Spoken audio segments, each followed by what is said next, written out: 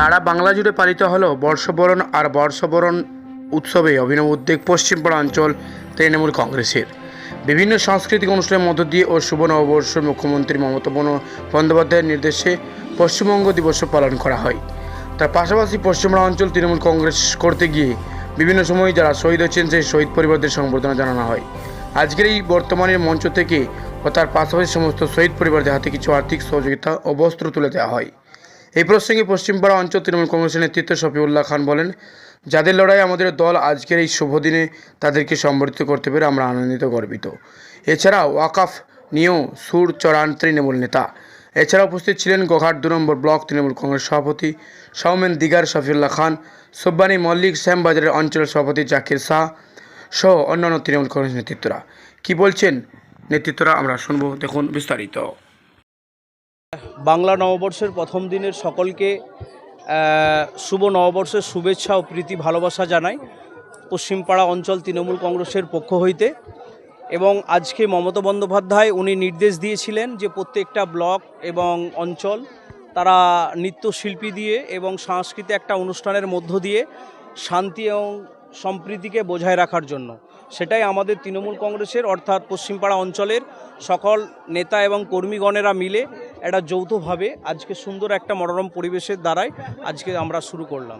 দাদা, ওয়াকফ বিলের দিকে অন্যায় অত্যাচার, যেখানে মুখ্যমন্ত্রী বলছেন যে শান্তি বজায় রাখুন, আপনাদের পশ্চিমপাড়া অঞ্চল কী বলবেন?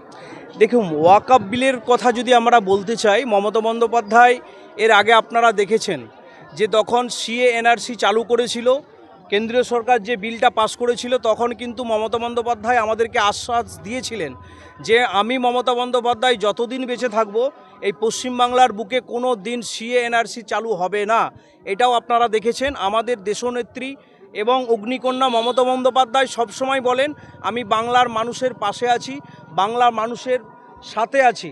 তাই ওয়াকফ বিলের যে বিষয়টিকে কেন্দ্র করে আজকে সারা পশ্চিমবাংলা জুড়ে যেভাবে একটা আফল্লিত হয়ে যেভাবে মানুষের মধ্যে একটা ভেদাভেদ, মানুষের মধ্যে একটা সাম্প্রদায়িক দাঙ্গা লাগানোর যে চেষ্টা, সেটা কখনোই বিজেপি পারবে না। কারণ আমরা বাঙালি, আমরা মুসলিম কমিউনিটি, আমরা হিন্দু, সকলে যৌথভাবে ওয়াকফ বিলের বিরোধিতা নয়, যেটা বিজেপি সরকার যে বিলটা এনেছে পেশ করেছে তার বিরোধিতা।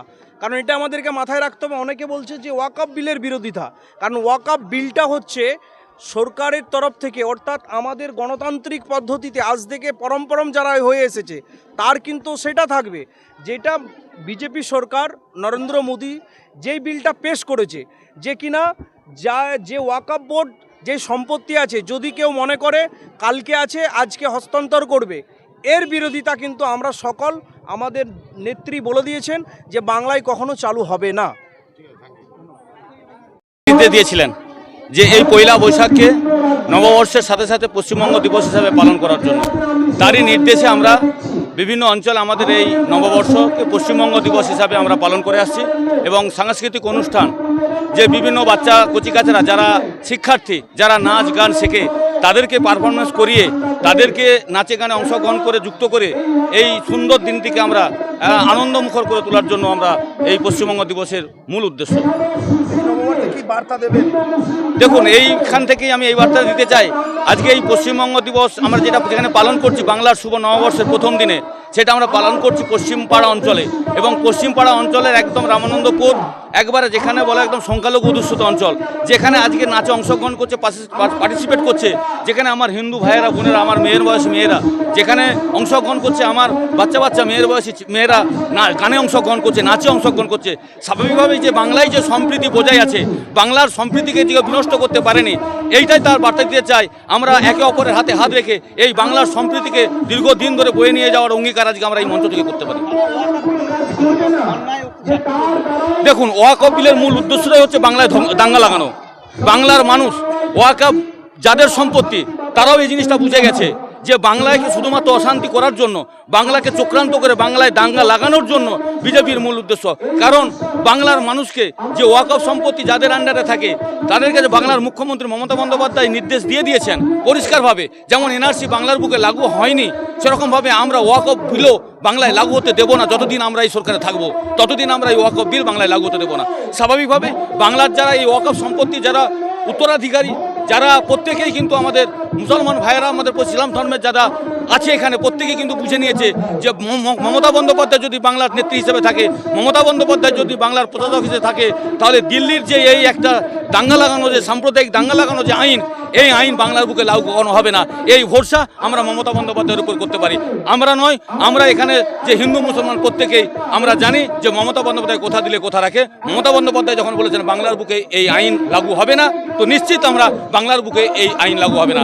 শুধু একটা বার্তা দেবো যে ভুল বোঝানোর জন্য দিল্লি থেকে কিছু মানুষ বাংলায় এখানে উপস্থিত হয়েছে, তারা মানুষকে চক্রান্ত করে, মানুষকে ভুল বুঝিয়ে বিভিন্নভাবে উস্কানিমূলক বক্তব্যের মধ্য দিয়ে, কথাবার্তার মধ্য দিয়ে বাংলাকে অতিষ্ঠ করে দেওয়ার চেষ্টা করছে। তাই প্রত্যেকের কাছে আমি করজোরে অনুরোধ করব যাতে কেউ অপপ্রচারে কান না দেন, যাতে প্রত্যেকে সঠিক তথ্যটা নিয়ে তারপর কথা বলেন, এইটুকু বলার জন্য আমরা প্রত্যেকে নির্দেশ দেবো।